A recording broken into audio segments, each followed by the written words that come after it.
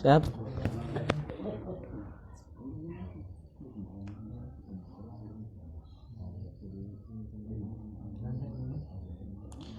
Bismillahirrahmanirrahim.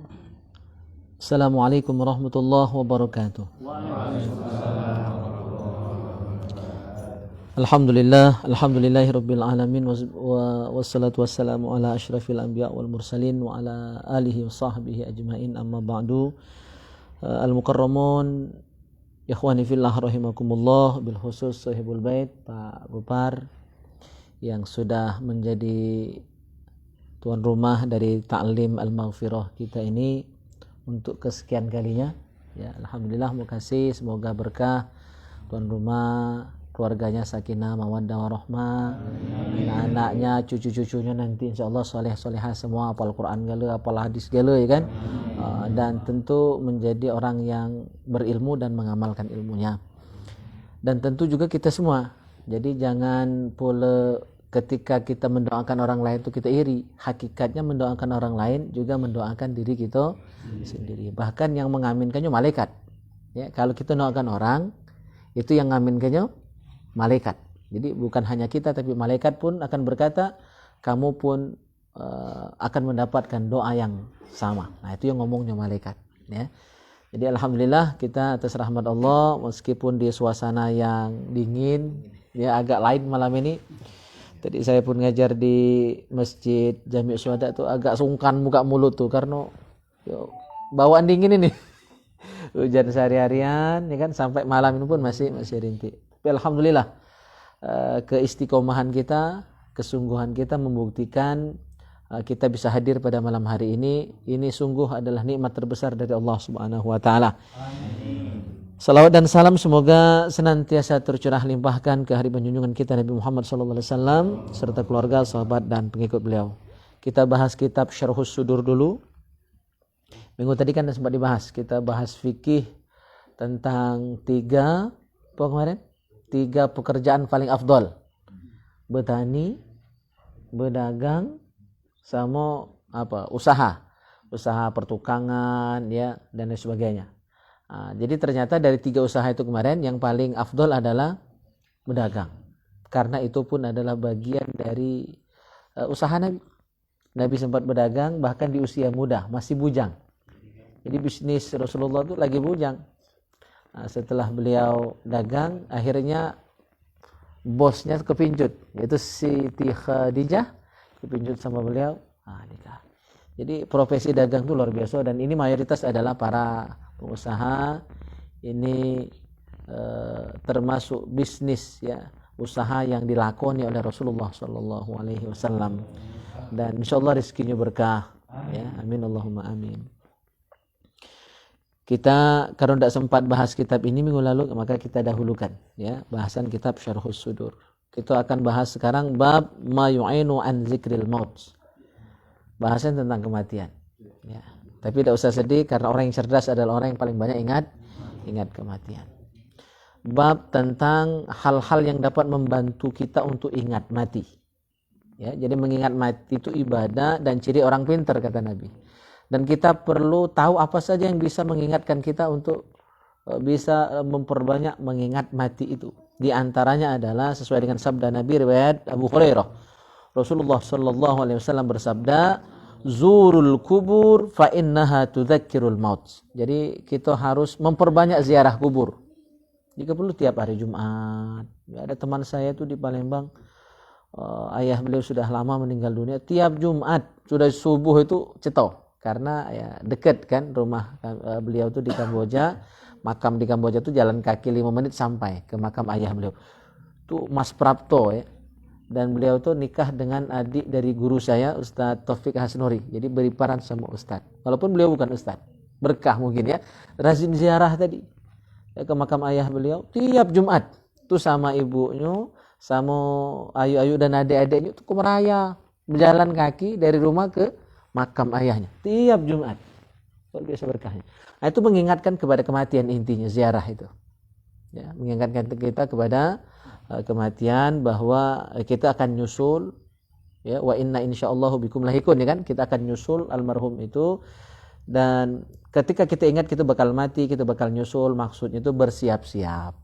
Jadi bukan ziarah sekedar datang, bukan cuma sekedar merumput yang semak, bukan itu salah satunya. Tapi yang jauh terpenting adalah untuk kita bahwa itu menjadi pengingat, itu jadi alarm, kita bakal nyusul. Untuk almarhum manfaatnya apa? Ya, kita doakan. Dan doa dari anak cucunya, dari teman-temannya, dari keluarganya yang masih hidup, itulah yang paling ditunggu oleh almarhum. Karena kata Rasul, orang yang meninggal itu kal ghariq, bagaikan orang yang tenggelam, orang yang kelebu, ya. Motor kelebu, kapal kelebu, itu sangat butuh pertolongan. Apapun yang pacak nolong, dipegangnya, diambilnya. Bantal buruk, kasur buruk, kantong lewat, timbuhan. Kalau istilah orang Juntanjung itu timbuhan. Tahu timbuhan ya? Itu kumpulan rumput di laut, di sungai, itu kan timbuhan namanya. Itu lewat, diambilnya untuk menyelamatkan dirinya. Jadi sekecil apapun kiriman kita yang masih hidup, sependek apapun doa kita, sekecil apapun sedekah kita yang kita niatkan untuk almarhum, itu sangat mereka nanti dan mereka butuhkan. Begitu dapat itu riang gembira. Ya, mereka dapat kiriman doa, kiriman pahala sedekah dari orang-orang yang mencintainya yang masih hidup di dunia. Wa qala sallallahu alaihi wasallam, "Kuntu nahaitukum an ziyaratil kubur fazuruha fa innaha tuzahidu fid dunya wa tudzakkirul akhirah." Dulu kata Rasul, aku pernah melarang kalian untuk ziarah. Jadi awal-awal Islam ziarah sempat dilarang karena iman sahabat belum begitu kuat. Nanti waktu ziarah salah niat. Ya kan? Sekarang pun masih ada juga yang salah niat ziarah, kan niatnya macam-macam ya. Padahal inti ziarah itu adalah untuk mengingat kematian, mengingatkan kita kepada hari akhirat. Nah, awal-awal Islam ziarah sempat dilarang. Tetapi ketika sudah dibina, sudah dididik oleh Rasulullah SAW, para sahabat imannya makin kuat, imannya makin mantap, Rasul tidak ragu lagi. Sahabatnya tidak akan neko-neko ketika ziarah. Memang murni niatnya untuk ziarah, bukan niat-niat yang lain. Bukan niatnya tidur di kuburan, berharap mimpi dapat nomor, misalnya kan, nah itu berjutang. Ya, itu dah. Jadi Rasulullah tidak ragu lagi. Bahkan Rasulullah sudah menjamin umat Islam ini tidak akan melakukan kesyirikan yang jali, syirik nyata, syirik besar itu tidak akan mungkin. Ya, nyembah berhala, nyembah patung itu tidak akan mungkin ya. Kesyirikan-kesyirikan yang seperti itu.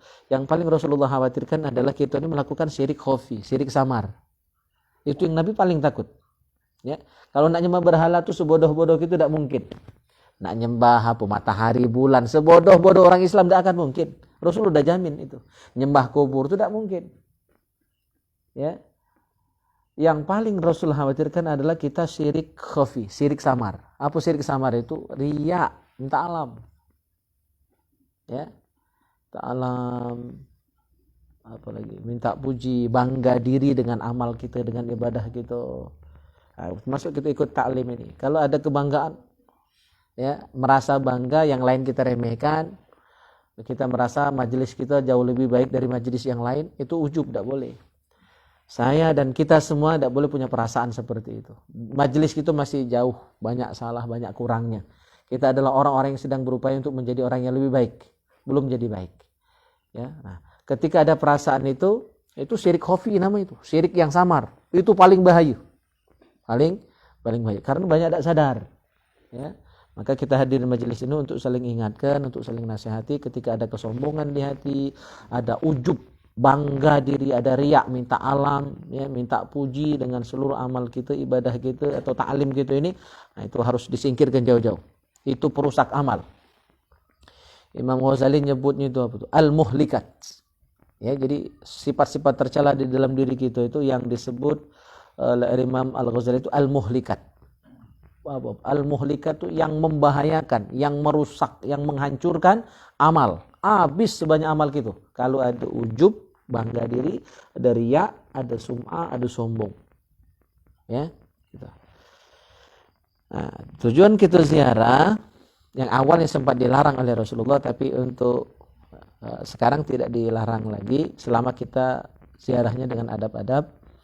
Ya, niatnya adalah tuzahidu fid dunya, supaya kita lebih zuhud, Ya, zuhud itu sederhana hidup dunia. Untuk apa nak poya-poya, nak mewah, kita bakal mati juga.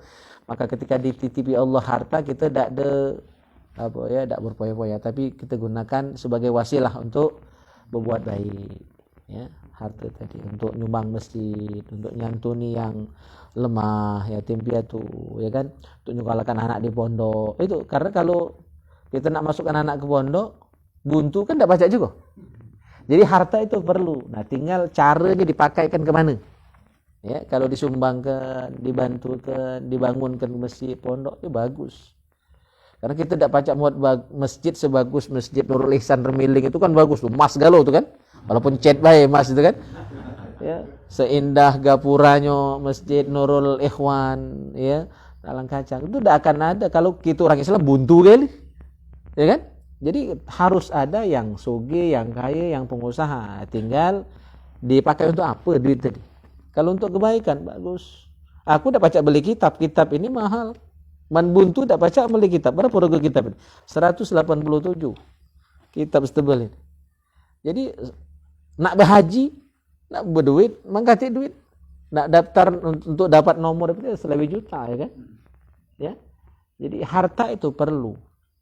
Ya, upaya untuk memperoleh harta yang halal itu perlu.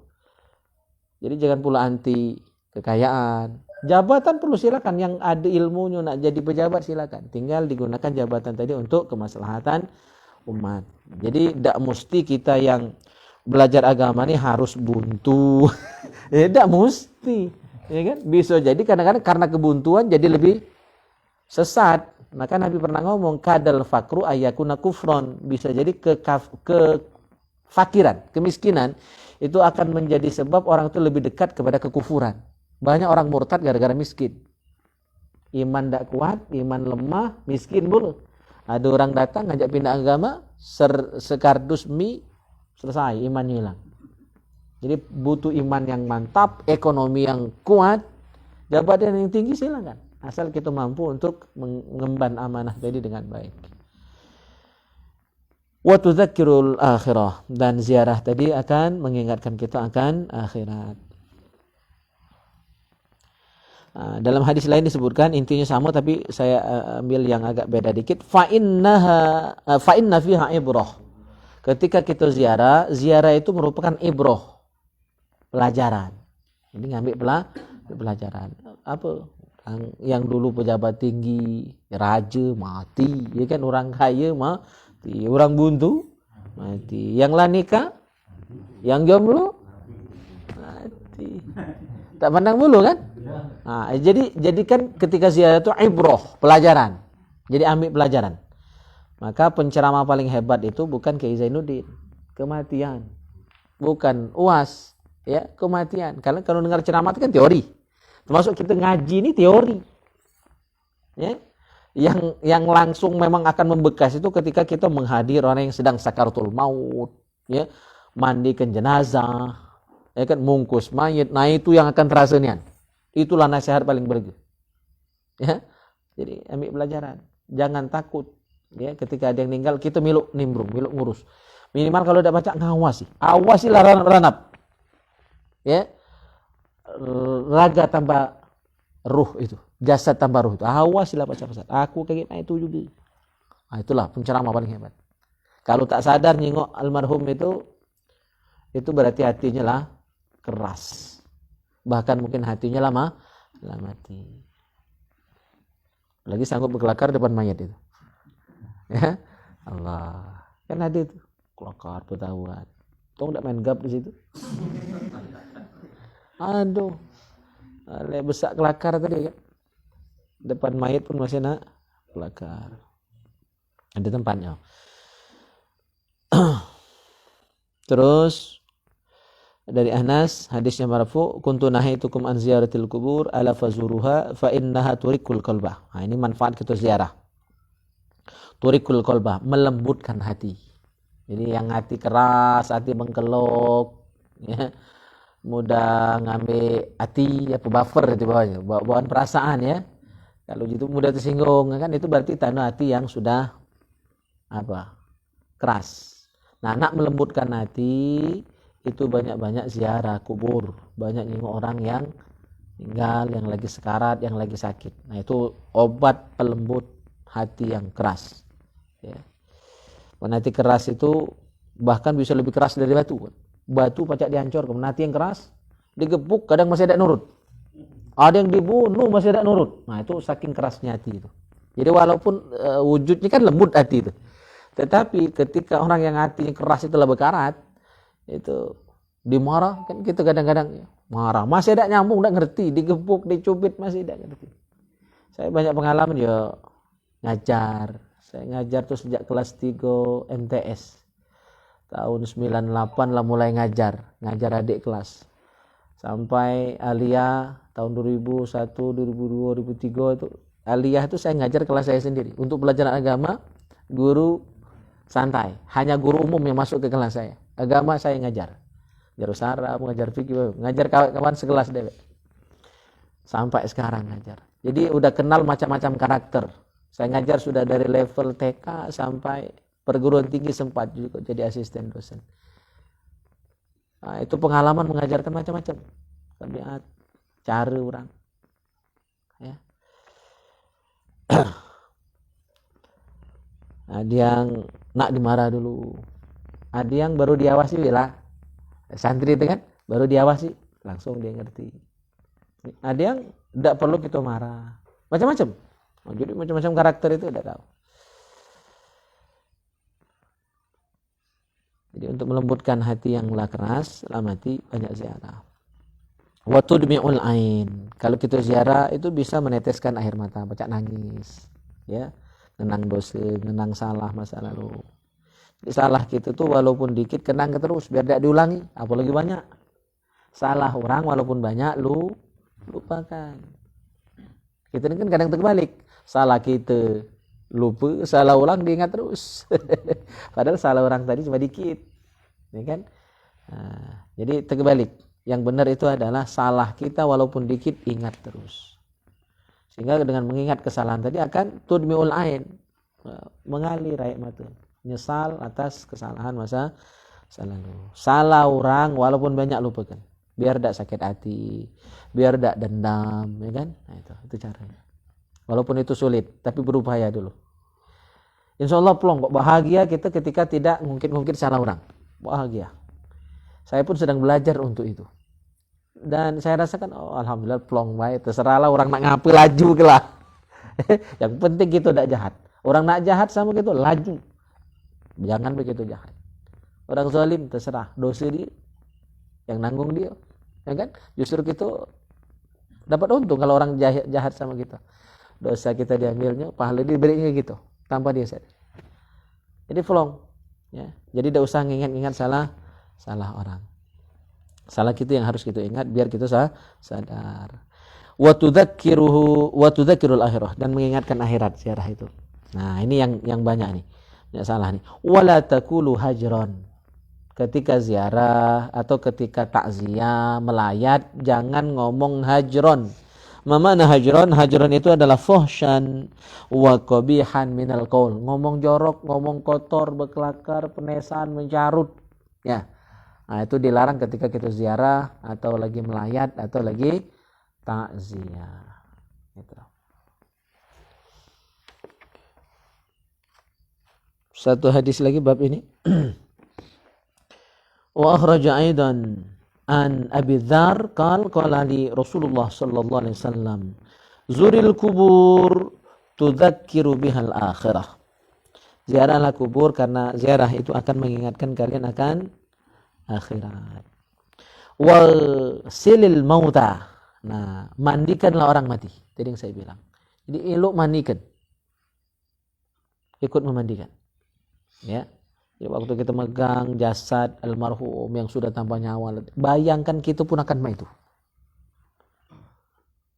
Itu ya, kalau tidak sadar kebangetan ya. Jadi ziarah kubur, ikut memandikan orang yang sudah meninggal dunia. Fa inna mu'alajata jasadin khawin mau'izatun balighatun. Karena sesungguhnya ya, mengurusi jasad yang sudah tanpa nyawa itu, ya, raga tanpa nyawa itu adalah mau'izatun balighah, penasehat, penceramah yang paling baligh, yang paling fasih. Ya. Kala penceramah-penceramah paling hebat di dunia ini dibandingkan nyingok almarhum. Apalagi ikut memandikan, ya, ikut mengapani, masukkan ke dalam kubur, apalagi itu. Jadi jangan sungkan-sungkan, ya, ikut dalam kubur, nyambut mayit, masukkan, miringkan badannya, nyiumkan pipinya ke tanah, perhatikanlah itu, dan bayangkan itu kita. Ya, kalau ketik bayangan seperti itu cuma masukkan bayangnya, tidak jadi nasihat, ya, tidak jadi nasihat. Itu adalah mau'izatun balighah, pun nasihat paling fasih, ya, gitu. Wasalli 'alal janaiz, ikutlah menyolatkan jenazah. Ini termasuk gawe paling sungkan ini, panggil-panggilan, seru-seruan. Padahal pahalanya itu kan 1 kirot, bagaikan apa kirot itu? Gunung Uhud, besar pahalanya setumpukan setinggi gunung Uhud, miluk nyolatkan jenazah. Sungkan, ngapa sungkan? Ndak terti biasanya itu. Ya, ndak tahu.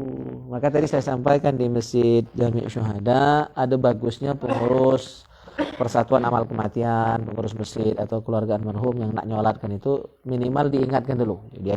Sudah diajak, dijelaskan kaifiat sholat jenazah itu. Untuk mengingatkan. Bukan cuma sholat hari raya biasanya diterangkan itu, ya. Nah, sholat hari raya sering diterangkan, tapi sholat jenazah kadang langsung baik. Padahal belum tentu yang hadir nak miluk sholat itu ngeh, ya. Belum tentu. Kadang-kadang saya pun waktu sholat jenazah itu bingung. Dia bingung karena kan itu jarang dilakukan. Jadi ada baiknya diterangkan terlebih dahulu. Diajak, ya, yang jamaah hadir itu untuk miluk sholat jenazah dan diterangkan. Mulai dari usolinya sampai apa saja yang dibaca. Di takbir pertama itu baca Fatihah, ada yang baca doa iftitah. Ya, komatnya ada yang komat Allahu Akbar, ya. Rasanya lain komatnya. Ya sholatu jami'ah, bukan Allahu Akbar. Niatnya usolinya mak mana? Takbir pertama yang dibaca Al-Fatihah, takbir kedua sholawat, takbir ketiga doa, takbir keempat doa, ya. Tidak pakai doa lagi takbir keempat boleh, langsung salam sudah itu. Atau nama takbir kelima, ya, tidak salah, tidak. Takbir kelima baru salam. Jadi kalau ada yang 5 kali takbir sholat jenazah sah. Cuma yang paling bagus cukup 4 takbir. Nah, itu karena ada ilmu, tidak mudah nyalai, ya kan? Yang salah itu kalau cuma 2 takbir salam, nah itu kurang, tidak sah. Ya, jadi boleh 4, boleh 5 dalam aturan mazhab Syafi'i. Nah, jangan sungkan miluk salat jenazah. Ya, yang rajin nyolatkan jenazah insya Allah ramai pun orang nyolatkan jenazah dia. Contohnya itu mertua Ustaz ya, Mang Ismail. Ini memang kami keluarga dengan BNAP itu, ya, itu keluarga dari istri beliau Mang Mael, dan itu beliau juga senior kami di Ujung Tanjung, ya, kakak kelas di Ujung Tanjung. Beliau luar biasa. Ketika meninggal dunia ramai. Saya waktu itu belum mantap di Mekambala, dengar cerita baik.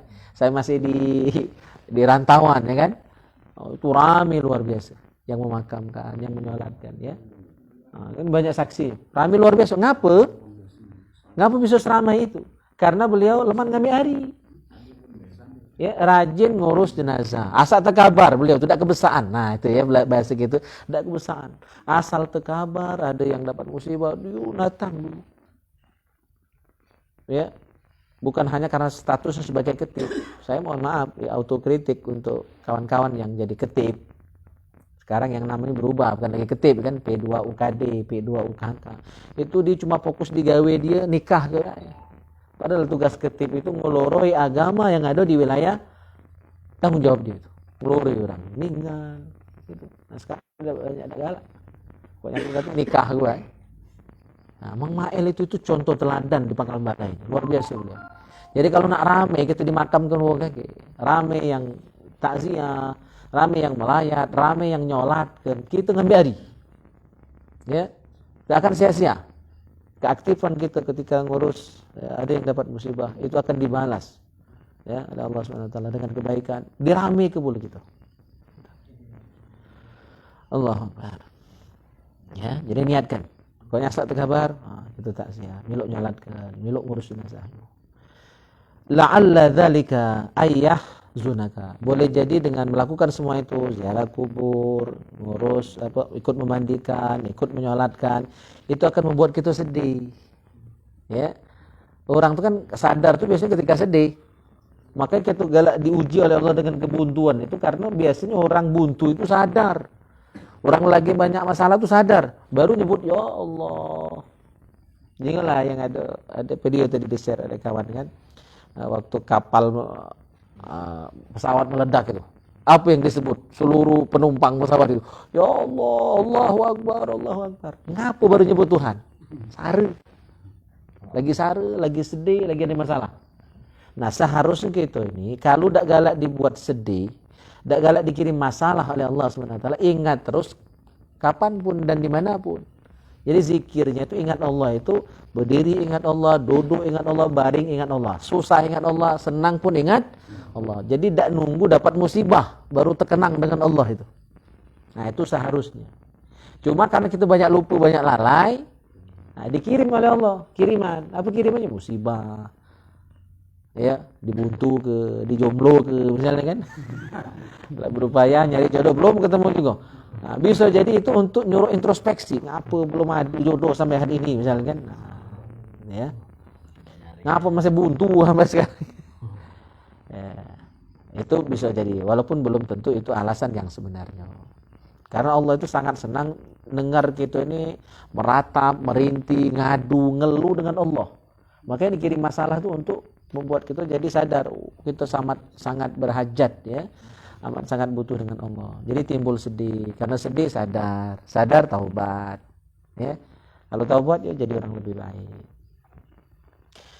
Fa innal hazin fi zillillah yata'arradu likulli khairin. Karena orang yang banyak sedih artinya dia sedih itu jadi ingat Allah. Bukan sedih laju buat masalah lagi, narkoba, kadang-kadang orang sedih kan, ada yang bunuh diri, terjun dari Ampera. Ya, ada yang bunuh diri, gantung di batang pisang misalnya kan. Tak mati. Lembut melepas pisang kan. Atau diskemput, tidak mati tidak. Nah, dengan kita banyak itu di ziarah dan ngurus mayit tadi, kita akan sedih, dan orang yang banyak sedih akhirnya dia ingat Allah, maka orang yang demikian akan fi zillillah, berada dalam naungan Allah, dalam perlindungan Allah ya, dalam penjagaan Allah Subhanahu wa taala. Insyaallah orang yang demikian ya ta'arradu likulli khair, akan dapat semua kebaikan. Nah, itu yang kita incar ya. Jadi dengan ingat mati kita akan sedih, dengan sedih kita akan lebih banyak ingat Allah. Kalau banyak ingat Allah kita sadar, kita tobat, kita ibadat. Kalau kita ibadat, insyaallah semua kebaikan akan Allah curahkan untuk kita. Nah, itu yang poinnya ya ke situ. Baik, sampai di sini sudah satu bab kita bahas. 1, 2, 3, 4, 5, 6, 7 hadis. Nah, silakan ada yang nak ditanyakan. Ya, ada. Ini masalah ini Tat, kematian tadi Tat. Misalkan ada orang mu'alaf, tapi diam-diam Tat, tanpa sepengetahuan satupun keluarganya Tat. Terus dia mati karena keluarganya tidak tahu kan, dimakam ke pakai cara non Islam. Nah kan gurunya tidak tahu nih, kawan-kawannya yang mu'alaf ke dia tidak tahu. Itu kayak mana Tat hukumnya Tat? Iya. Jadi kalau masalah keimanan dia itu hubungan dia dengan Allah Subhanahu wa taala. Untuk dia laman. Qad afdau. Jadi yang meninggal itu sudah afdau, udah selesai urusan dia ya dengan Allah Subhanahu wa taala. Nah, tinggal urusan kita. Jadi untuk dia walaupun orang tidak tahu tentang keimanan dia, tidak diumumkannya keimanan dia, ya kan? Keluarganya memang disembunyikan keimanan dia, takut ada hal-hal yang tidak diinginkan. Ya. Nah, dia sudah resmi sebagai mukmin, sebagai muslim. Ya, jadi dia tidak kasih tanggung jawab lagi, sudah selesai. Nah, tinggal kita yang hidup. Ya kan, kalau kita tahu, seharusnya keluarganya diberitahu bahwa dia sudah muslim. Nah, tinggal buktinya. Ya, buktinya. Karena masuk Islam itu untuk zaman ini kan biar tidak digugat, ya kan, ada sertifikatnya ya, ada surat keterangannya di KUA, maka harus dihadapkan. Seandainya tidak, maka tidak jadi masalah. Dia langsung menghadap Allah. Itu orang yang masuk Islam itu dia bersih sebersihnya. Ketika dia sudah masuk Islam menjadi mualaf, ya, maka kesalahan masa lalu itu 0, balik 0. Dan kalau sudah syahadat, ya, masuk Islam, terus bahkan belum sempat dia beramal sedikit pun, lantas meninggal, itu ahli surga. Ya, baru ucap syahadat deh. Bahkan juga banyak kisah yang belum sempat syahadat, belum sempat ibadat, baru berniat nak taubat, ya, Allah sudah ampuni dosanya. Nah, jadi tinggal itu kewajiban kita yang hidup, ya. Jadi seharusnya bagi yang tahu itu dikasih tahu bahwa dia sudah menjadi muslim. Maka seharusnya kewajiban kita untuk ngurus jenazahnya. Ya, dia sudah lepas dari keluarganya yang itu tadi. Tapi seandainya misalnya sampai udah selesai pengurusan jenazahnya, tidak kati yang beritahu, keluarganya juga tidak tahu man dia muslim, akhirnya diurus jenazahnya secara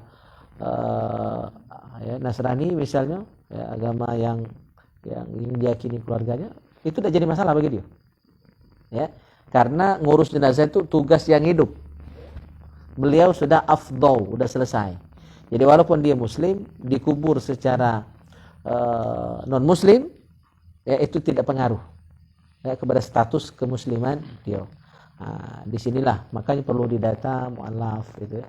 Jadi kalau kita tahu dia mu'alaf, seperti kemarin kejadian yang di mana Sumbawa, ya, kawan-kawan BSB juga ikut bantu, itu sudah benar caranya, memang harus begitu, ya, dikasih tahu bahwa beliau muslim dan harus kita Islam yang turun tangan urus jenazahnya. Kalau tidak, ya kitanya yang berusaha. Kita berusaha. Yang tahu itu, yang tahu ceritanya itu yang berusaha. Jelas tidak ya? Misalkan kan tahu kan gurunya kan, tapi sudah agak lama kan. Nah takutnya kan misalkan nak diurus secara Islam, keluarganya ribut kan. Itu kayak mana tadi kan? Ya sudah, kalau sudah lama baru tahu, ya tentu kan tidak boleh juga nak bongkar mayitnya. Kalau baru, ya boleh dibongkar untuk dimandikan secara Islam, untuk diurus jenazah secara Islam. Kalau masih baru, kalau udah lama kan seminggu 2 minggu baru tahu misalnya, itu sudah ada perubahan, ya, dan itu justru akan jadi fitnah, ya kan, ketahuan bagaimana kondisinya tidak bagus, itu akan timbul fitnah baru. Jadi biarlah saja, serahkan urusannya kepada Allah Subhanahu Wa Taala kalau sudah seperti itu.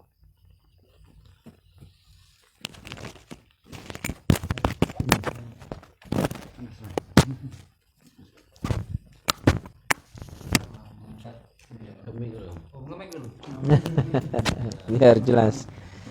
Jadi cak mana tat? Aku ini kan galak sering berjalan nih. Nah, di pokoknya di daerah Banyuwangi sini lah. Jadi setiap ada yang kematian, dia itu minta sedekah di pinggir jalan. Minta sedekah setiap mobil yang lewat, motor yang lewat. Nah jadi itu cak mana tuh? Apa ke boleh, apa ke tidak boleh kan? Dan juga kalau memang ada hadisnya, biar orang tuh nyingok kan. Aku bertanya, memang itu ada 2 tempat yang kejadian itu aku pernah memang kealami kan. Itu nah. Itu cak mana tat penjelasannya? Ya, kalau sampai nagih dan di jalan seperti itu justru tidak bagus. Termasuk ya saya juga mengkritik bangun masjid tapi masa nganu di jalan itu tidak elok, justru mempermalukan Islam. Padahal yang nyumbang juga tidak seluruhnya muslim. Mau bilang lewat itu kan ada juga yang non muslim, Kristen dan lain sebagainya. Mereka akan mencelah kita, mencemooh kita. Tadi juga saya sampaikan di Masjid Jami Syuhada. Sayyid Muhammad bin Alawi Al-Maliki Al-Hasani itu saking menjaga agama Islam ini, beliau pernah lihat muridnya pakai baju yang agak buruk. Belum buruk niat, belum bolong-bolong enggak. Tapi dalam pandangan Sayyid Muhammad itu loh tidak bagus. Dimarahin murid. Apa kita Islam nih model ini? Ya, pakai baju buruk apa-apa ya. Koyak mengoyak. Itu malukan Islam. Jadi masalah baju Habib itu sangat marah. Tunjukkan Islam itu al-Islam yu'la al-Islamu ya'lu wa la yu'la alaih. Islam itu agama yang agung, yang mulia, yang tinggi. Tidak ada yang lebih agung, yang lebih tinggi daripada ajaran Islam, daripada agama Islam. Nah, dengan gawe kita orang Islam, itulah yang mencoreng citra Islam. Jadi kalau sampai Habib marah gara-gara muridnya, santrinya pakai baju buruk, yang akan dicemooh orang, santri Sayyid, bajunya buruk, malu. Islam yang nanti disebut. Jadi apalagi sampai nadahkan tangan seperti itu tadi. Walaupun niatnya untuk bantu keluarga almarhum. Bukan itu caranya. Jadi tidak perlu nada-nada di jalan, termasuk untuk urusan masjid. Itu tidak elok. Mempermalukan Islam. Merusak citra Islam. Apa tidak kati orang Islam yang kayu? Tinggal buat list, ya. Masukkan nama udah list, ya kan? Ya. Bang Yudi, pengusaha. Ya. Kalau buat masjid tinggal ngomong, berkarung-karung di antaranya kaki. Pasir. Ya. Itu. Gunakan cara-cara yang baik, yang terhormat. Dengan sampai kata Syekh Muhammad Abduh itu apa? Al-Islam mahjubun bil muslim. Islam itu tercemar, terhijab, rusak namanya oleh gawe kita orang Islam. Nah, jadi jangan kita mempermalukan agama kita dewek. Itu termasuk mempermalukan. Aku tidak setuju. Sangat tidak setuju cara-cara seperti itu. Ya. Nah, jadi itu jelas salah. Baguslah tradisi kita Islam ini. Ketika kita melayat, ya kan? Itu cara orang lama kan mawa beres, ya kan? Mawa gula, gendum. Ada yang merek duit lah disiapkan paso isi beres, ya kan? Ditutup. Jadi silakan yang nyumbang masukkan ke situ. Masa kecil terserah karena ditutup itu kan. Itu lebih terhormat untuk yang diberi dan yang meri. Ya, kalau yang diberi kecil tidak malu kan ditutup pakai. Yang besar tidak jadi sombong, tidak jadi riak. Jadi sama-sama terjaga kehormatan masing-masing. Ya, gitu. Maka termasuk ngedarkan celengan di masjid. Itu kurang adab. Lah kita omongkan cuma ya pengurus masjid kan banyak takut. Itu kurang bagus. Karena apa? Tidak seluruh orang ada duit. Tidak seluruh orang ada duit. Ketika celengan lewat di depan dia, yang dia buntu, ya kan tak lemak. Nah, gitu. Jadi banyak hal yang perlu kita pikirkan untuk ya, Islam ini jadi lebih baik. Tidak rusak kehormatannya oleh kita-kita inilah. Baik, ada lagi?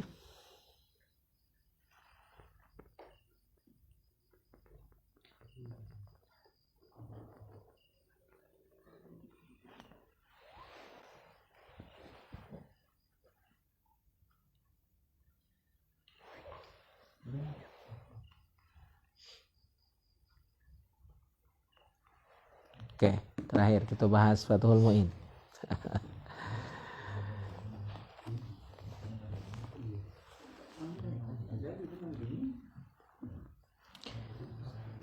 Yang bawa kitab halaman 144.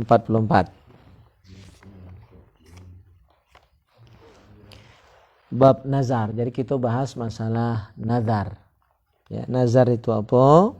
Wa huwa qurbatun ala maqtadahu kalamu syaikhan wa alaihi akathirun bal balagha ba'dhum qala faqala dalla ala nadbihi alkitab wa sunnah wal ijma' wal qiyas. Di nazar ini hukumnya ada yang bilang hukumnya sunnah. Ya, karena sesuai dengan dalil dari alkitab, as-sunnah, ijma' dan qiyas. Nah, maka sumber hukum Islam itu 4 ya. Al-Qur'an, hadis, ijma' dan qiyas. Orang ketika kita sebut ijma' kadang-kadang tidak dianggap dalil. Nah, orang yang ngomong itu bukan dalil itu yang tidak terti itu. Ketika kita menyebutkan dalilnya qiyas. Usoli itu dalilnya qiyas. Baca nawa itu dalilnya qiyas. Azan di kubur itu dalilnya qiyas. Kadang tidak nerimo. Karena dia nak minta hadisnya. Asal bukan hadis, jadi bukan dalil. Nah, itu yang nolak itu yang tidak terti. Jadi kita ini kadang-kadang ya, zaman ini banyak orang tidak tahu diri ya. Jadi dia membantah yang sudah difatwakan ulama. Hanya karena katanya tidak kata hadis, kata dalil. Padahal ketika kita sebut dalilnya adalah ijma, dalilnya adalah qiyas, itu adalah dalil. Cuma karena dia nak minta hadis nian, ya kerok. Tidak seluruh masalah itu ada hadisnya. Ada yang hadisnya hanya secara umum. Dalil itu bisa satu, kata guru kita Buya Ar-Razi Hashim yang sering saya share di grup Al-Maghfirah, itu guru kita. Dalil itu bisa satu, tapi madlulnya banyak. Jadi dari satu dalil itu bisa akibat hukum yang banyak, macam-macam. Kalau Imam Syafi'i itu memikirkan satu hadis beliau bisa memunculkan 70 fatwa dari satu hadis tadi. Nah, itu saking dalamnya ilmu beliau. Kalau kita ini kan seperti saya ngomong satu hadis tidak nyampai 5 menit selesai. Ilmunya semua sebatas itu. Imam Syafi'i ya bahas satu hadis, keluar hukum dari satu hadis tadi 70 hukum. Bayangkan. Sayyidina Ali karramallahu wajhah ditanya satu pertanyaan, beliau jawab puluhan jawaban. Itu menunjukkan keluasan ilmu. Kalau gitu kan ditanya Siko, jawab Siko itu lah. Bahkan tidak bisa jawab. Siko jawaban tadi belum tentu memuaskan juga. Nah, itu menunjukkan keluasan atau kecetean ilmu gitu. Makin banyak jawaban gitu, makin luas jawaban gitu, makin menunjukkan kedalaman ilmu gitu. Ya, jadi beda makom, beda level. Jadi dalil itu 4. Nah, termasuk dalil tentang adanya nazar. Dalilnya 4. Quran, hadis, ijma' dan qiyas. Nah, berdasarkan hal ini ulama menyatakan hukumnya sunnah benazar itu. Sunnah.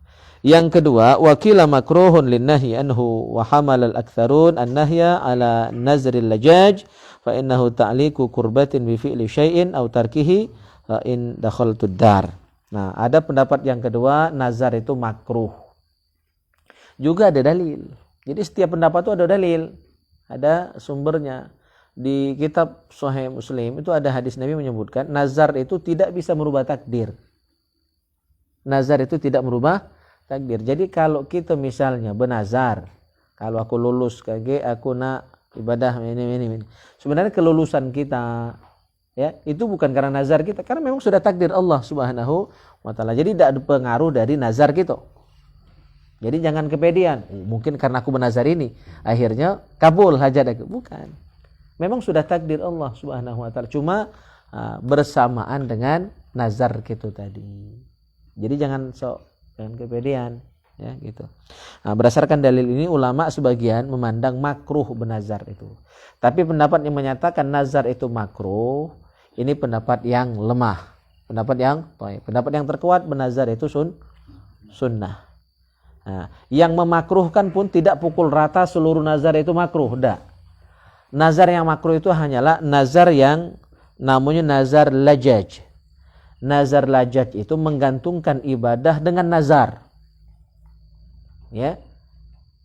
Jadi terkaitnya, pokoknya aku akan rajin sholat 5 waktu misalnya kalau aku lulus PNS misalnya. Nah, itu nazar lajaj namanya. Jadi baru nak rajin sembahyang kalau lulus, mentak lulus berarti tak ada sembahyang. Ya. Aku akan rajin puasa Senin Kamis kalau aku berbini misalnya. Jadi ibadah dikaitkan dengan nazar. Itu namanya nazar lajaj.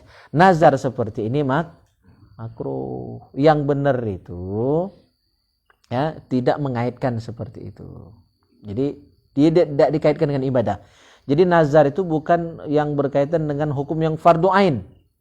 Bukan sholat, puasa, zakat, haji, bukan ya.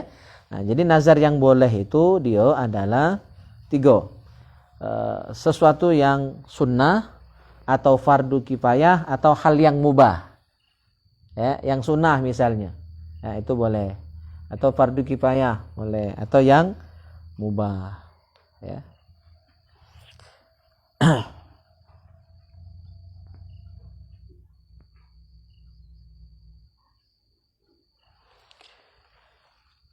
Apa makna nazar itu? An-nazru iltizamu muslim mukallafin rasyidin kurbatan lam tata'ayyan naflan kanat au fardhu kifayah. Nazar ialah penetapan pelaksanaan ibadah bukan fardu ain. Jadi selain fardu ain. Kalau fardu ain tidak boleh, ya. Jadi dia sunnah atau fardu kifayah. Jadi kita bertekad ingin melakukan suatu ibadah. Nah, itu namanya nazar. Contohnya, jadi dia boleh dalam hal yang sunnah. Kaidah mati witrin, seperti pengen terus-menerus melaksanakan sholat witir. Aku berjanji, aku bernazar, aku bertekad, atau aku mewajibkan diriku sendiri mulai hari ini aku nak sholat witir tiap malam. Nah, itu nazar yang boleh. Jadi dia tidak mengaitkan, ya, tidak mengaitkan ibadah tadi dengan gawe-gawe dunia misalnya. Dia hanya berjanji, bertekad untuk sholat witir tiap malam. Itu nazar. Jelas boleh nazar seperti itu. Ya. Wa iyadati maridin. Ya. Untuk selalu membesuk orang sakit. Pokoknya aku mulai sekarang asak kabar ada orang sakit, akan ku besuk. Sesibuk apapun aku misalnya. Itu nazar yang jelas boleh, ya. Atau contoh lain, wa ziyarati rajulin qabron, atau nazar dia ingin selalu kontinu untuk ziarah kubur seperti yang tadi kawan saya, ya. Setiap hari Jumat dia selalu ziarah kubur dan itu memang sudah niat dia, rutinitas dia bertahun-tahun. Nah, itu boleh. Aku bernazar, ya, jadi bernazar itu nyebut kata nazar atau mewajibkan diri kita. Itu maksudnya. Aku bernazar setiap Jumat akan selalu ziarah ke makam orang tuaku. Itu boleh. Ya. Pakai kata nazar. Atau aku mewajibkan diriku, atau aku harus, aku mesti. Nah, itu kan kata-kata yang menunjukkan kewajiban. Itu jadi nazar berarti. Wa tazawwujin haitsu sunnah. Nah, ini juga bernazar nak nikah bila telah sampai hukum sunnah pada diri. Tahu peduli. Dengan nikah. Nah, jadi kalau sudah sampai hukum sunnah, dia bernazar aku nak nikah kalau sudah sampai hukum sunnah pada diriku. Maksudnya begini, dia sudah cukup bekal untuk nikah. Maka aku bertekad untuk nikah pada saat itu nantinya. Nah, maksudnya dia sudah ada pekerjaan tetap, umurlah cukup, ya kan? Ujunglah berat, ya kan? Nah, maka dia nak nikah. Nah, itu termasuk nazar, bertekad, ya. Cuma kalau Zulfi selesaikan dulu sekolah, ya kan? Gitu. Wa shaumi ayyamil bid, atau nazarnya nih, aku pokoknya pertengahan bulan tanggal 13, 14, 15 itu namanya puasa ayyamul bid, bertekad untuk puasa ayyamul bid tiap bulan. Itu nazar boleh. Atau wal athanin, nazar nak terus puasa Senin, tiap hari Senin nak puasa, itu boleh. Fala waqa'at fi ayyamit tasyrik awil haid awil nifas awil marid lam yajib al qada. Nah, kalau nazar dia tadi nak puasa misalnya, kebetulan pas jadwal dia harus puasa ayyamul bid atau puasa Senin Kamis tadi, kalau perempuan misalnya hari itu dia haid, hari itu dia nifas, mak mana? Padahal dia sudah bernazar. Maka tentu kan tidak boleh orang yang lagi haid dan nifas untuk puasa, haram malahan. Maka nazarnya tadi diganti di hari lain walaupun tidak sesuai nazarnya. Kan nazarnya ayyamul bid, nazarnya hari Senin, tapi pas Senin dia haid, mana boleh puasa? Nah, boleh diganti dengan hari lain. Wa ka salati janazatin, atau nazar nak solat jenazah terus. Pokoknya asa ada orang meninggal, aku pasti nak meluk solat jenazah. Galak bernazar namanya itu. Cuma hafal ke dulu bacaan-bacanya, ya. Atau wa tajhizi mayyitin, atau bernazar nak selalu ngurus jenazah orang yang meninggal dunia. Nah, itu diantara beberapa nazar yang boleh. Oke, tidak sempat nak kita bahaskan bab nazar ini, panjang masih. Tuh. Jadi nazar itu hukumnya ada dua, ada yang bilang sunnah, ada yang bilang makruh. Contohnya yang boleh adalah ibadah sunnah kita nazarkan, artinya kita jadikan wajib untuk diri kita. Jadi mewajibkan yang sunnah. Padahal hukumnya kan sunnah, tapi untuk diri kita pengen itu jadi wajib. Nah, biar tidak lesu maksudnya itu, ya. Kalau tidak diwajibkan kadang-kadang kita sungkan, ya kan? Maksudnya belajar ini, kalau tidak kita paksa, mana galak keluar rumah malam hari dingin-dingin ini. Apalagi beliau ini kan, lemaklah di rumah. Nah, cuma karena sudah bertekad, jadi nazar itu bisa juga diartikan tekad yang bulat, ya. Jadi walaupun sibuk, walaupun banyak halangan, walaupun dingin, panas, hujan, terabas. Nah, itu maksud nazar di sini tadi untuk membuat dia jadi lebih semangat, ya. Support, ya, penyemangat dia. Nah, nazar yang seperti itu boleh. Nazar-nazar yang lain, ya, kayak kita bahas. Termasuk Nazaruddin nanti mas, ya.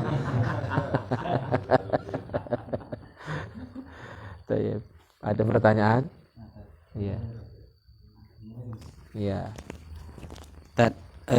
Ini kalau kita nih misalnya puasa Senin Kamis kan, nah kita lah nazar ke, dan tiba-tiba puasa Senin Kamis ini pas kita lagi lauda niat kan, pas kita jalan kita tidak teringat, diajak kawan makan pas setengah hari, Ya, ya. itu cak mana tuh?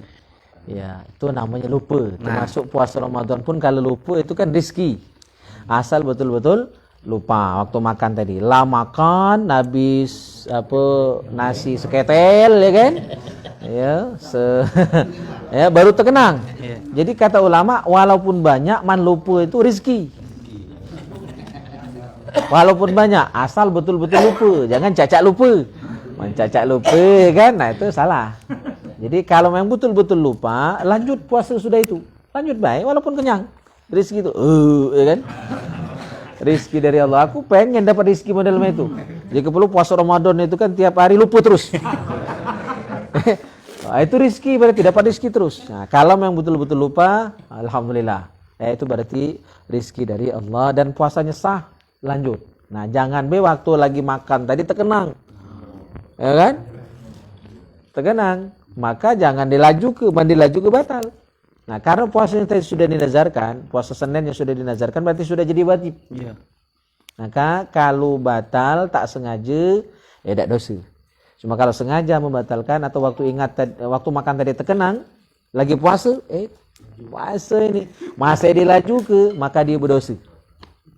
Karena melanggar nazarnya deh, berdosa, haram, tapi dia wajib kodok. Puasanya itu kodok di lain hari. Jadi kodok itu bukan cuma puasa Ramadan. Puasa nazar itu kan wajib. Itu juga wajib dikodok.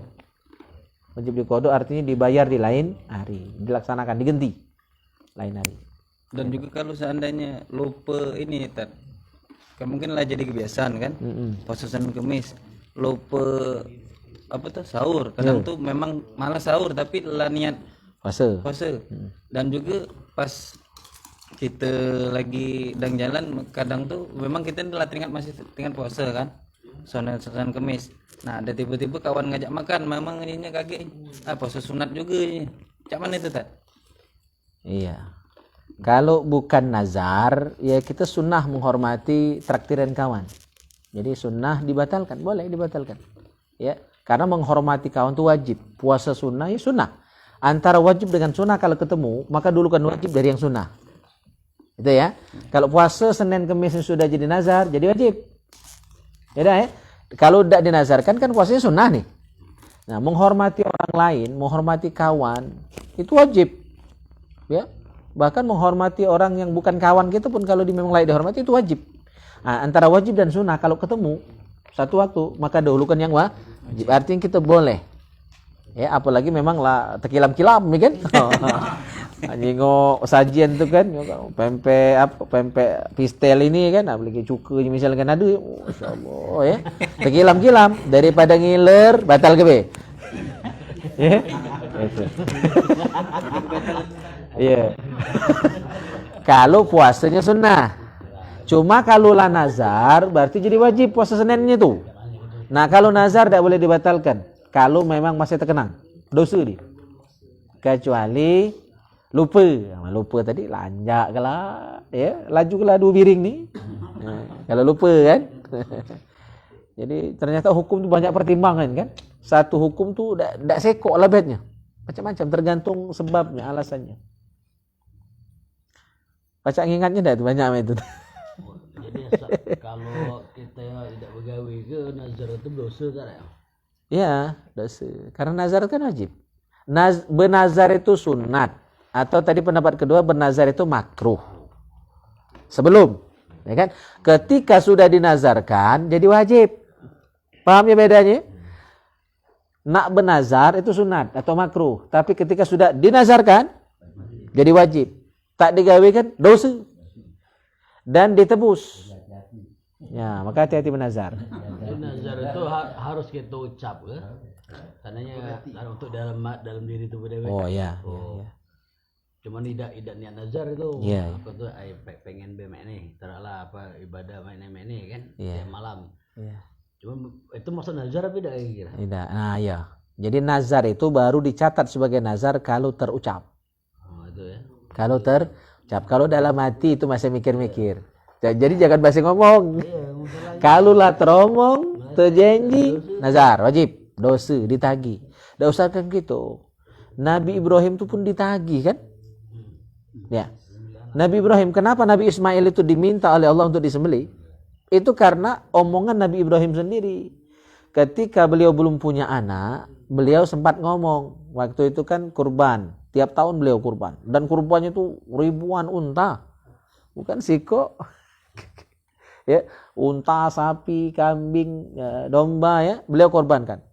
Karena begitu banyak korban yang dilaksanakan oleh Nabi Ibrahim, ada yang nyeletuk nih, luar biasa Ibrahim. Ya, sama gitu juga kan? Kadang-kadang hebat ya Bang Komar ya kan? Masya Allah. Agak naik dikit. Ya, agak naik dikit. Lahirnya ngomong kan Nabi Ibrahim, ya walaupun beliau orang mulia, Nabi tetap ada sisi manusiawinya kan? Apalagi kita ini mekar jobor ya kan? Menge-menge lubang hidung. Ya kan? Iya. Enggak usah ke sapi. Ya kan? Anak baik kalau diminta Allah aku korbankan. Maka kemarin saya tausiah 40 hari peringatan meninggalnya almarhum Pak Haji Kailani, orang tua Bu Camat kita. Cuma sekarang enggak camat lagi ya Bu Yuni ya. Saya sampaikan kemarin di camat baru ya, ada kadis juga yang baru dilantik hadir kemarin, saya sampaikan gitu. Jangan mudah ngomong, jangan mudah berjanji, ditagih. Yang nagih Allah. Enggak usah kan gitu. Sengaja anak itu ngomong depan pejabat tuh kan. Kalau nak denger, kalau jadi nasihat. Nabi Ibrahim pun ditagih janjinya, apalagi kita. Bukan janji, beliau itu ngomong. Ya.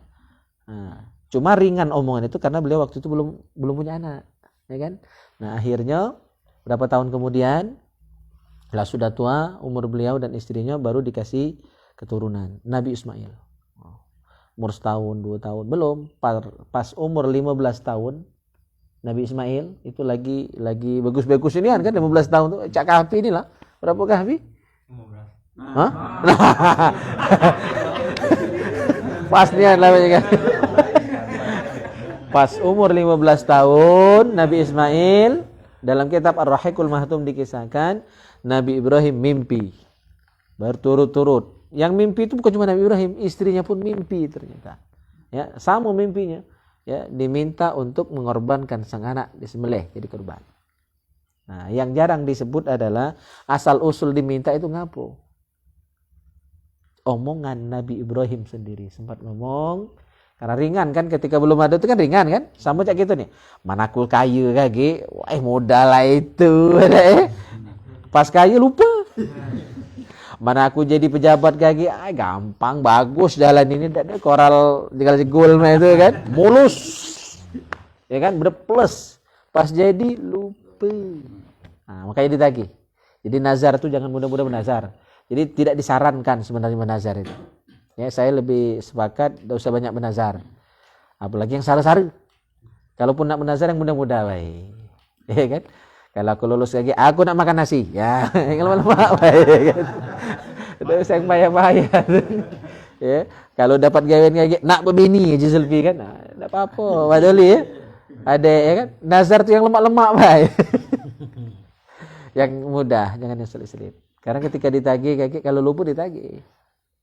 Dan dosa. Nah, jadi kalau tidak sempat melakukan nazar gitu, itu ada solusi. Yang pertama memerdekakan budak. Nah, tidak kati budak menari kan? Nah, sama saya, maksud bukan budak kecil. Yang kedua kalau tidak sanggup dan tidak kati sekarang ini kan, maka beri makan atau beri pakaian 10 orang fakir miskin. Kalau tidak sanggup, yang ketiga puasa 3 hari. Jadi itu kafarat dari nazar. Termasuk sama dengan sumpah. Ya, pernah bersumpah untuk ini atau tidak, maka dia batalkan sumpahnya misalnya, maka kafaratnya itu. Jadi kafarat nazar, kafarat sumpah itu sama. Memerdekakan budak, kalau tidak kati atau tidak sanggup, maka beri makan 10 orang fakir miskin atau beri baju 10 orang fakir miskin. Yang terakhir kalau tidak mampu, puasa 3 hari. Nah, dan puasanya itu wajib sebagai tebusan dari nazarnya tadi. Oke. Oh, setelah tebusan itu berarti bebas itu dari nazar. Bebas. Ya, jadi jangan basi ngomong. Jadi sebelum dinazar itu pikir gitu loh. Akibat. Ada yang sampai nyawanya jadi taruhan dia. Kan banyak itu. Jadi jangan basing-basing bernazar. Itu biasanya karena memang kelamaan lupanya. Ditebus tidak. Kadang jadi balak. Gitu. Ada pertanyaan dari Pak Yudi Firmansyah. Oh ya, Pak Kasat. Pertanyaan tadi sudah pas sesi bahas kematian tadi kan. Cuma karena pas tadi sudah ketiknya mungkin agak panjang. Jadi baru Tanu pas jelas ke masalah Nifadul Mu'min tadi. Nah, pertanyaannya beliau ini bertanya, kan di tempat kita ini ada persatuan amal kematian.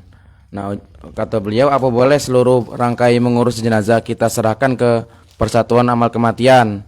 Karena banyak masyarakat agak galak bantu ngurus jenazah pas ada ini persatuan amal kematian. Mohon penjelasannya. Iya. Ya, jadi itu bagus, salah satu solusi untuk kita sekarang ini, karena tidak seluruh orang paham ngurus jenazah itu.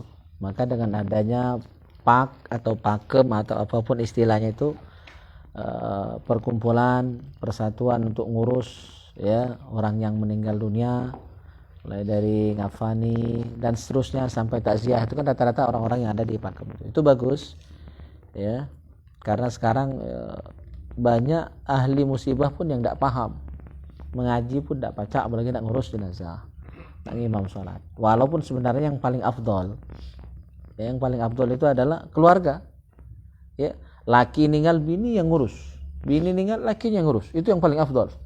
Makanya Sayyidina Abu Bakar As-Siddiq pun beliau berwasiat, dan akhirnya wasiat beliau dilaksanakan. Ketika beliau meninggal, istri yang memandikan, istri yang ngurus. Karena kalau laki bini itu kan ganti jarak. Kita dengan orang tua masih ada jarak kan? Ya, orang tua masih ada jarak. Apalagi mertua, apalagi dulur, kawan, masih ada jarak. Tapi laki bini itu ganti jarak sama sekali. Makanya lebih afdol itu laki bini ya, saling ngurus ketika meninggal dunia. Jadi utamanya adalah orang-orang terdekat yang ngurus jenazah itu. Cuma karena zaman ini ya kan udah beda ya kan, makin sedikit yang paham, atau paham cuma banyak tak berani, takut ya, padahal apa yang ditakutkan ya kan. Nah, jadi itu bisa menjadi solusi ya, orang-orang yang ada di PAKEM itu harus ada ahlinya ya, jadi itu bagus. Dan jangan sikoum ya, harus punya akhirnya kalau selesai kacau lagi yang berani ngurus. Maka kita juga di Majelis Ulama Indonesia Banyuasin juga melaksanakan acara pelatihan ngurus jenazah kan, pelatihan imam khatib. Sekarang juga ada PKU pendidikan kader ulama, ustadz kita undang ke MUI selama 6 bulan belajar kitab tauhid, fikih dan tasawuf ya, untuk dibina untuk kader kita ke depan. Di penting pembinaan itu. Masuk di BSB juga kita mengkader. Maka di BSB kita bukan cuma jalan-jalan subuh, tapi juga belajar ngaji, ngapal doa. Jadi kita harus siap jadi imam khatib. Ya kan, minimal ya, imam khatib di kampung kita masing-masing. Ya, kalau nak lebih juga ilmunya kan gitu. Jadi kita harus mengkader. Kalau masyarakat tak mikirkan, minimal kita isi rumah kita pikirkan Pak Gopar ya. Jadi harus ada anak kita yang masuk pondok ya. Kalau dua-duanya masuk galu pondok kan bagus itu. Bang Yudi kan. Harus ada kader. Ya, harus ada kader. Ya, jadi silakan, itu bagus. Cuma tetap keluarga itu tetap ada tanggung jawab. Jangan lepas baik itu. Karena saya kurang sepakat juga kadang-kadang kalau kita takziah ahli musibah cuma sibuk di depan nyambut tamu ya kan, yang bebajian orang lain galu. Itu kurang bagus. Padahal yang sangat dinanti adalah doa dari anak yang soleh. Bukan daksa orang lain itu, bukan daksa, bukan. Cuma alangkah eloknya. Nah, dan ini juga harus kita pikirkan ke depan. Jadi walaupun tidak ada panitia resmi, mungkin FAKEM bisa bertindak untuk ngatur itu, atau tokoh-tokoh yang ada di Banyuasin untuk ngatur itu. Jadi kalau pacak tuan rumah itu dia standby di rumah, Pak. Yang nyambut tamu itu ada masyarakat situ, tokoh-tokoh yang ada di situ. Ya Pak RT, Pak RW-nya ya kan. Itu yang nyambut tamu. Jadi sahibul musibah itu tidak tersibukkan dengan hal-hal seperti itu. Dia fokus di rumah ya. Kalau nerima tamu yang di rumah, bukan yang di luar. Kan dia fokus ikut acara baca Al-Qur'annya, baca Yasinnya itu, tahlilannya, doa itu, dia khusyuk di situnya. Ya gitu. Itu yang sebagusnya. Nah, sekarang realita yang saya amati, tidak tahu kawan-kawan kan, Yang saya amati banyak rata-rata di situ. Sibuk kan dia bertamu. Sehingga dia tidak baca Yasin. Dia tidak baca doa. Ngaminkan pun tidak. Ya, gitu. Nah, kalau cara kami dulu di Palembang, dekat Kamboja situ, jadi yang baca Yasin orang lain tidak apa-apa. Yang baca tahlil orang lain tidak apa-apa. Nah, pas doa itu akan kami tentukan itu ahli. Kalau ada lakinya atau mungkin pokoknya keluarganya. Kalau anaknya yang pacak, anaknya itu yang didulukan. Doa pertama. Nah, yang lain baru doa yang lain. Jadi untuk doa itu diutamakan ahli musibah. Nah, kita di sini kan belum ngatur sampai seperti itu. Ya, gitu. Ada lagi? Ini kan masalah pengurusan jenazah tadi. Jadi nyambung itu masalah jenazah. Aku dengar ini kan cuma benar masalah karena gelak nyingok orang kematian tuh.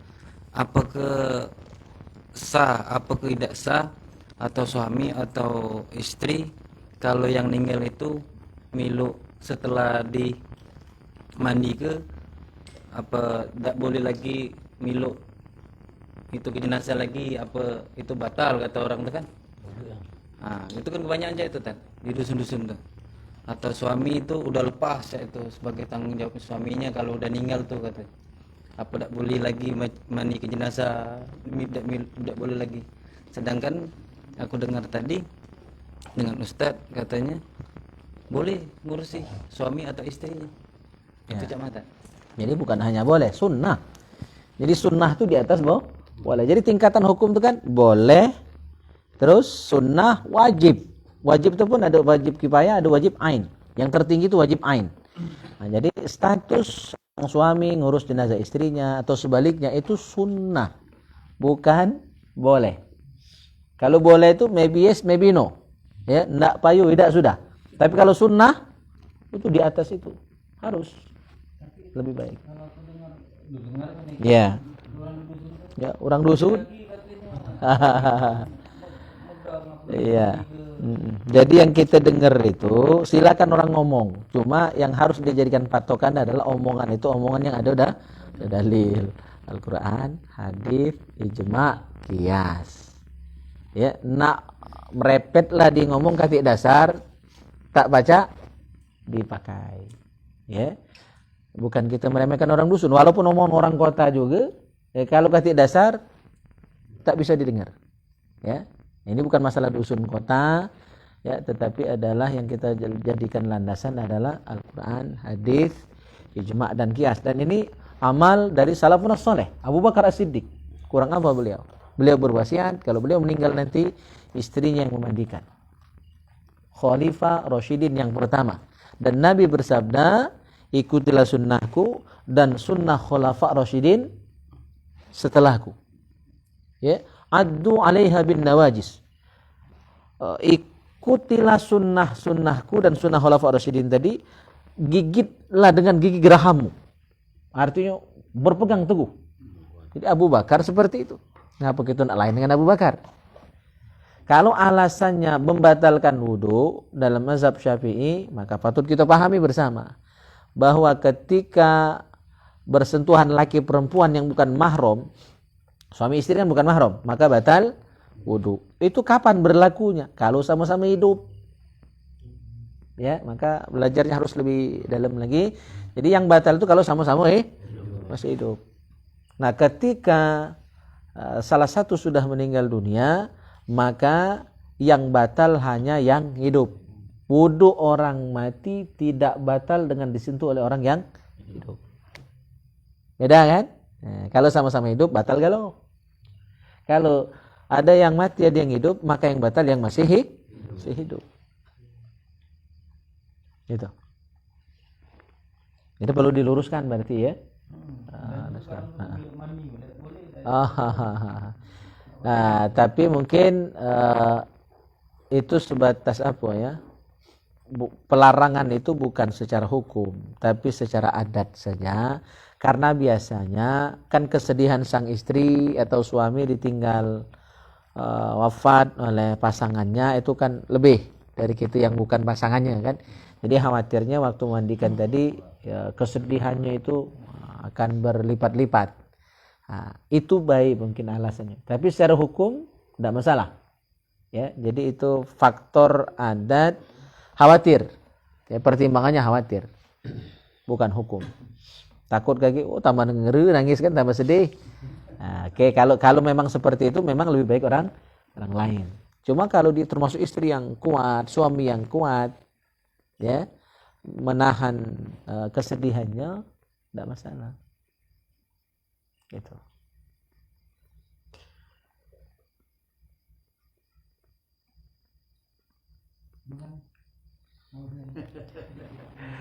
Masya Allah. Kalau bahas kematian nih, tidak banyak cerita Bang Mani ya. Senyap agaknya. Oke, cukup mungkin ya. Lada luar itu dingin puluh hari itu kan. Oke, ini saja kita cukupkan sampai di sini. Kita tutup tawisan kita dengan doa kafaratul majlis. Subhanakallahumma bihamdika asyhadu an la ilaha illa anta astaghfiruka wa atubu ilaik. Bismillahirrahmanirrahim. Alhamdulillahi Rabbil Alamin. Allahumma salli wa sallim ala Sayyidina Muhammad wa ala ali Sayyidina Muhammad. Rabbana ighfir lana wa liwalidina warhamhum kama rabbawna shighara wa li jami'il muslimina wal muslimat wal mu'minina wal mu'minat al ahya'i minhum wal amwat innaka ala kulli syai'in qadir. Allahumma ij'al أنفسنا أنفسا طيبة مطمئنة طائعة حافظة تؤمن بلقائك وتقنأ بعطائك وترضى بقضائك وتخشاك حق خشيتك ولا حول ولا قوة إلا بالله العلي العظيم. ربنا آتنا في الدنيا حسنة وفي الآخرة حسنة وقنا عذاب النار. صلى الله على خير خلقه محمد وعلى آله وصحبه أجمعين. الحمد لله رب العالمين. تقبل الله منكم.